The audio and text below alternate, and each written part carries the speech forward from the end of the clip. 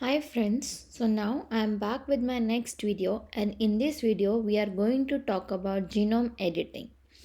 So genome editing is the process of making some insertion, deletion or some modification in your gene of interest, right?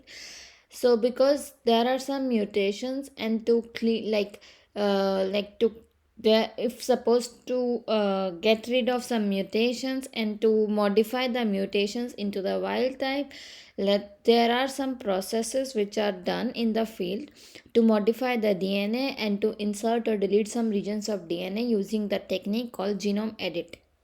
So please make sure to like, share and subscribe my channel. So, what is genome editing? It is a genetic engineering technique, obviously, as I have talked about, in which you can either insert, delete, modify, or replace any gene of your interest or any particular piece of DNA using nucleases or molecular scissors. So, if you know, like the endonucleases, they cleaves the DNA using their enzymatic activity, and in this technique you can target the specific location, right? Unlike the other techniques in which you can randomly insert, like recombination, it goes and insert at the random place. But in genome editing, you can insert your target DNA or modify the target DNA at your site specific location. So it's very important when you need to modify a gene, when you need to, if there is some mutation that is causing the disease, and then you can modify that mutation. Or if you want to study the function of any protein, you can modify the gene using this genome editing, like make mutants which are not active, like non-stop decay method and everything. You can insert anything you want at your site specific location. So because the nucleases, it creates the double-stranded breaks right at your location, and then to recover that breaks, there are mainly two methods to repair that processes. One is by the homologous recombination and another is by the non-homologous end joining. So I will talk about how this work. So here you can see the picture of the homologous recombination and the non-homologous end joining. So first is non-homologous end joining mean. So suppose you have the break here by the endonucleases. So during using different enzyme and during using different factors like the Q binding, what happens is you just join these two ends. So there is nothing inserted or modified. It's just the piece of DNA is deleted and you do the non-homologous end joining. I mean, because when this factor bind, there is some deletion, or like you can say like one or two bases randomly added. So it's just you just join these two ends. But in homologous recombination, there is this process of inserting. So suppose there is this endonuclease cleavage, right? Here you can see two strand, and then you provide a primer for this. So you provide these two these one double stranded DNA, and then it will use this DNA to elongate this and increase the like to elongate this DNA, and in this way you can insert your gene of interest. Like you can provide any piece of DNA that you want to be inserted, like to any modification, any insertion that you want, you can introduce it here. And then when it used as a primer for these two strands, as you can see, there can be two method, like the lower strand remains same, and then it forms a kind of holiday junction where one of the strand go inside the second one, here you can see, and then it can be joined, and the other top strand it just elongates, right, using this strand as the primer. Or it can be synthesis dependent, where the upper strand just first you make first holiday junction, right, and then when it's separate you elongate. So there can be two processes using homologous recombination, and in this primer that you are provided, you can insert any gene of your interest. So these are the two common methods which are used after the action of the nucleases to repair the damage, repair the breaks by either non-homologous or homologous recombination. So for the genome editing, there are basically three techniques which are available, which are always updating. So that most traditional one is the zinc finger nucleases, which uses the zinc finger domain to bind to the DNA, and then the nuclease act on this zinc in on these domains. And the another one is the transcription activator like effector nucleases, which uses the tail, the transcription activator like effectors from the plants to bind to the DNA, and then the nucleases cleaves that part. And the another one is CRISPR Cas, which is the most recent one, and this is the 2015 breakthrough for the science, like where the CRISPR Cas was used to insert and delete specific DNA, because the basis of this origin was the bacterial genome, because when they are infected, there are some sequences which are left, which are repeated. So we will talk about all these things in the detail in the next part of the slides. So first we are going to talk about the zinc finger nucleases. So these are the restriction, as I have talked about, they are made by fusion of the zinc finger DNA binding domain to the DNA cleavage domain. So basically it has two domain, the binding domain and then the cleavage domain. And these zinc fingers, you can design them to bind to your desired DNA sequence, and then these nucleases target these unique sequences. So here you can see this green is the zinc finger nucleases, where N terminal domain binds to the DNA, and the non-specific, the cleavage domain, is at the C terminal. So I will talk how it works. So here you can see you can design these zinc finger domains according to your gene of interest where you want to do this. So it should be complementary to this, right? Only then it will bind. So you design these there, so it binds in the duplets. So one strand binds to the 5 prime, and the other one binds in the reverse direction.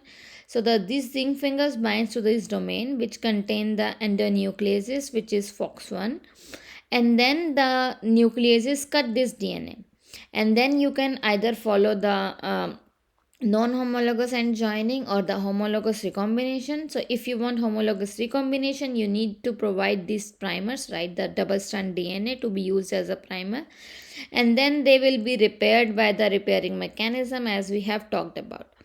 So this is the simple zinc finger nucleases which works and cleaves it. But then we have more effective to this is the TALENS, right, transcription activator like effector nucleases. It consists of tail, which is from the plant secretion system, right, and then the endonucleases. So as I have talked about, they are made from the TAL effector nucleases binding domain, from the plant secretion system, and then from the endonucleases, and they can be engineered to bind practically to any desired sequences, which can be again cut by the endonucleases. So here you can see what we are talking about, the tail. So tail is basically consist of three parts: the N terminal domain, which is the secretion signal from the plants, the central repeat domain that contains the binding specificity, and the C terminal domains, which in plants contains the nuclear localization signal and everything. So what you can do is the basically the specificity is by this central repeat domain. It consists of basically 34 amino acids, and at 12 and 13 it forms a variable residue which determine the specificity, because this 12 and 13 binds to the DNA. So basically you can design it in a way that this domain and this domain you can use to bind the DNA. So here you can see you can design these domains as I have talked about, and also using the FOC1, it binds to the two domain, right, and then you can both the strands, and then you can make this in a way to bind to the specific location, and then the nucleases will cut it.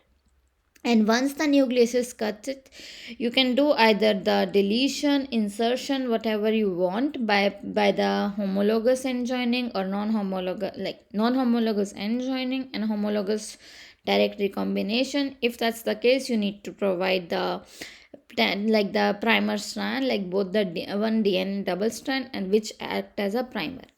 So this is about talents, but now we have the more specific one, which is the CRISPR Cas9, and which is the most recently used to make the genome editing. So as I have talked about, these are the part of the bacterial immune systems which detect and recognize the foreign DNA. So basically what happens when this system was found, it was like the viruses and other bacterial other pathogens, when they infect the bacteria, they leave some of their portions, right? And then these are the palindromic repeats that the bacteria built in itself, right? Like it insert in itself to prevent the further exposure, and when it comes the next time, there is a better immune response. So this was the basically the basis of CRISPR-Cas. And then it composed of basically Cas genes, which are the CRISPR associated genes, which are the endonucleases, and the spacer. Here you can see there are these repeats, right, which are basically the repeats which is coming from the different pathogens, and then the leader strand. So the components is basically, it's very important to know. The first is the PAM, protospacer adjacent motif. So basically the it is basically where you want to target the DNA sequence. It's basically following the DNA sequence. So suppose there is one strand on the left that you want to target, so just after that there will be this adjacent motif which are recognized by the nucleases, Cas9 nucleases. So whenever you have this motif present, the Cas9 will bind there and then cleaves it. And then the CRISPR RNA and tracer RNA.